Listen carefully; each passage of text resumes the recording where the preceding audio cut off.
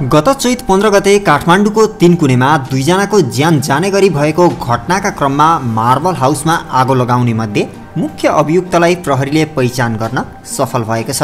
उपत्यका अपराध अनुसन्धान कार्यालय टेकुको टोलीले गत चैत 19 गते नै नरेफाटबाट पक्राउ गरिएका दुई युवकले तीनकुने स्थित उक्त घरको पहिलो तलामा आगो लगाएको पत्ता लागेको छ। चैत 15 गते तीनकुने क्षेत्रमा हिंसा भड्काएपछि एउटा घरको पेटीमा बसेर कराइरहेका युवक नै उक्त घरमा आगो लगाउने मुख्य अभियुक्त रहेको कार्यालयका प्रवक्ता एवं एसपी अंगुर जीसीले खबर हबलाई जानकारी दिए। जीसीका अनुसार रामेछापको सुनपानी गाउँपालिका 1 निवासी 22 वर्षीय तारा राजावादी भनिने सरोज गौतमको नेतृत्वमा उक्त घरमा आगो सल्काएको पत्ता लागेको हो। चैत 15 गते नै गौतम तीनकुने स्थित एक घरको पेटीमा बसेर कराइरहेको भिडियो भाइरल भएको थियो। त्यसबेला उनलाई प्रहरीले लाठी हानेको थियो भने असुल ग्यासले भेटेपछि उनी आँसुसरी भएका थिए। बरु मर्न तयार छु यो देशको लागि, युद्ध छेडेर छोड्छौँ क्या हामी। बरु म एउटा शहीद हुन तयार छु क्या हामी, मर्न तयार छौँ। यस्तो चोर त केही होइन। खासमा ती युवक प्रसाईकै कार्यकर्ता रहेको खुलेको छ। सरोज गौतमलाई प्रसाईले एनी टाइम फोर्स अर्थात् एनटीएका प्रवक्ता एवं जनसम्पर्क विभागका प्रमुखको रूपमा खटाएको खुलेको छ। आफ्नो उपनाम नै राजावादी राखेका सरोज चैत 15 गतेको दुर्गा प्रसाई र रविन्द्र मिश्रले निषेधित क्षेत्रलाई तोड्न भिडलाई उक्साएपछिको अवस्थालाई हिंसात्मक बनाउन भूमिका खेल्ने पात्र मध्ये उनी पनि पर्छन्।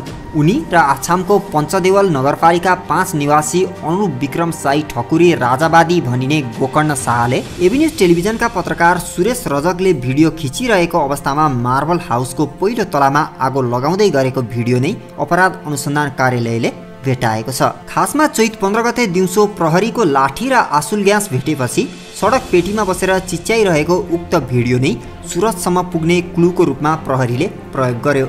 उनी त्यही भिडियोका आधारमा नरेफाटबाट समातिएका थिए। आगो लगाउने क्रममा राजारानीकै तस्बिर अङ्कित टी सर्ट पहिरिएका उनले छातीमा पनि ट्याटु खोपेको भेटिएको छ। उनको एउटा हातमा राजतन्त्र जिन्दाबादको नारा समेत लेखिएको छ। छातीमा पूर्व राजा ज्ञानेन्द्र शाहको टोपी लगाएको र श्रीपेश लगाएको ट्याटु खोपेका सरोज उनीहरूकै तस्बिर अङ्कित टी सर्ट लगाएको अवस्थामा मार्बल हाउस छिरेका थिए। टाउकोमा कफन जस्तै कपडा बेरेका उनले तीनकुनेको मार्बल हाउसमा आगो लगाउँदै गर्दा पनि आफूहरूको ट्रेलर के हो देखाइदिने बताइरहेका थिए।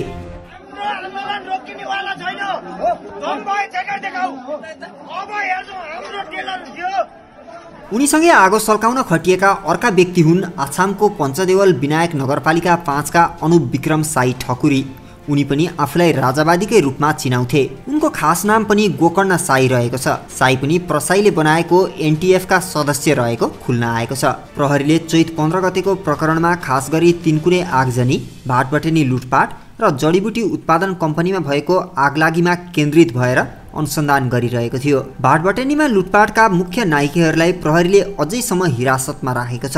तर लुटपाटपछि सडक र भाटबटेनी परिसरमा छरिएका फलफुल तथा अन्य सामान लानेलाई भने कागज गर्दै परिवारको जिम्मा लगाइएको छ। यता चैत 15 गते साँझ नै रविन्द्र मिश्र, धवल शमशेर जबरा र पुष्कर खतिवडा सहित पक्राउ परेका छन्। उता उक्त प्रकरणपछि भागेका दुर्गा प्रसाई पनि चैत 28 गते भारतको आसामबाट समातिएका छन्। आगो लगाउने मध्ये रामेछापका गौतम हाल भक्तपुरको ठिमीमा बस्ने गरेका थिए। एनटीएफका प्रवक्ता गौतम र आसामको पञ्चदेवल विनायक नगरपालिका 5 घर भई हाल ललितपुरको टिकाथली बस्ने एनटीएफ सदस्य अनुप विक्रम साई ठकुरी भनिने वर्ष 20 का गोकर्ण साईमाथि अब नयाँ ढङ्गबाट अनुसन्धान अघि बढाइएको प्रहरीको जिकिर छ। यी दुई राजावादीमाथि र संगठनिक अपराधको कसुरमा म्याद थप गरेर अनुसन्धान भइरहेको छ।